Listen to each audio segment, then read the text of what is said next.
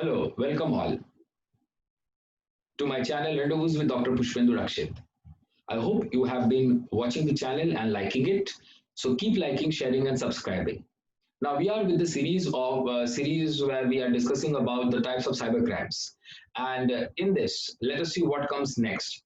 So, my dear friends, we could see next. Now we will be discussing about cyber terrorism, one of the challenging types and which is increasing its percentage into the types of cyber crimes or attacks that we are seeing in due course of time.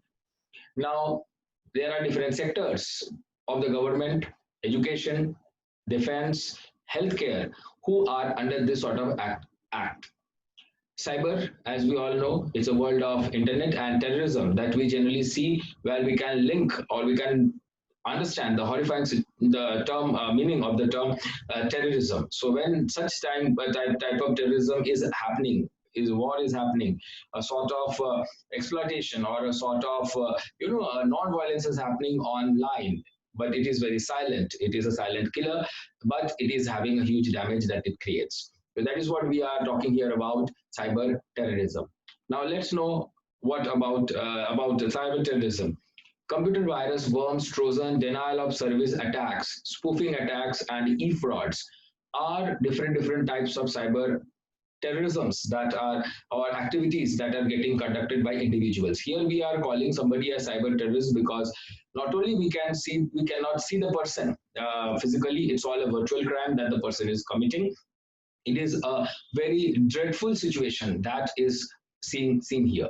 Politically motivated use of computers and information technology to cause severe disruption of widespread fear in the society, as it is a silent activity, so slow poison, so nobody would be able to know about it in the initial stages, but later on it will create a massive a very devastating impact on the society, on businesses, and on economy of multiple countries. Trillions of economy, the dollars are put into stake every year because of this sort of organized crime.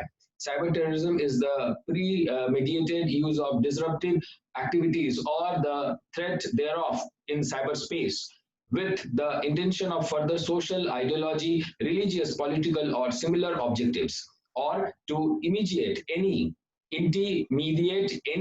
of the further adherents of the objectives. So it is a very difficult situation that we could see whenever we are talking or dealing with cyber terrorism. There are five main types of cyber terrorism attacks that we do see here.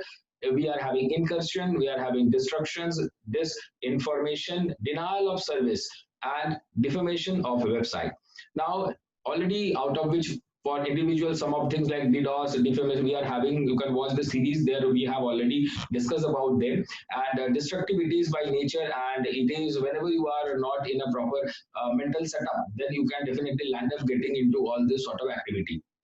Now, this information is also what we have generally seen about during this COVID-19 era, where we could see flow of misinformation about different activities, whether it is about panic buying, or it is about the security, or it is about the security of health data, or different things that we are into. So misinformation or disinformation is also very risky. And we have a video on this. You can watch it in the series. However, commits or conspires to commit cyber terrorism shall be punishable, and it is almost imprisonment of life. And that is the problem. It varies from country to country, but anyhow, it is coming as one of the very critical problems that we could generally see. So, lifetime imprisonment is what is seen under as a as a punishment for most of the countries. Now, types of cyber terror capabilities, simple unstructured, that is a capability to conduct basic hack against individual system. Here individual systems are targeted. Advanced structured, the capability to conduct more sophisticated attacks against multiple system or network. Here we talk about multiple systems and networks. Complex coordinated, the capability of a coordinated attack capable of causing mass disruption. This is what generally we could see happening at times where many systems are simultaneously attacked, and many countries are there who are behind creating such cyber terrorism or cyber war. There are different groups who are trying to damage and mar the image of countries, businesses, and individuals. First illustration, that example we'll be talking about, terrorist attack on November 2008 at Mumbai. That is the biggest terrorist attack, and it was all set up because of this sort of technology. And on Google Earth, we could see, and then it is all the history is known to all.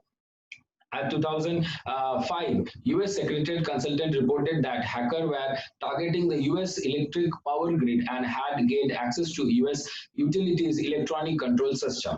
So this is how it is creating a terror. It is creating a terror situation, terrifying situation, and we have to take it very seriously. How we can be preventing ourselves from this? We have to keep in mind the basic rules that do not click on any unknown link, do not associate it with any sort of criminal activities online or even with the terrorist activities online.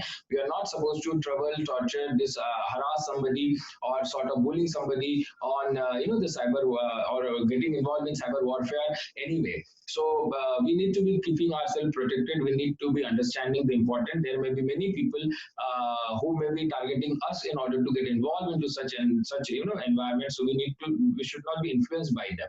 We need to keep ourselves protected, and that's how we can avoid happening of this sort of crimes. So hope this video helped in order to understand the concepts of cyber terrorism, which is a very terrifying activity going globally around, and the rate is increasing slowly gradually. We need to be protecting ourselves from the same.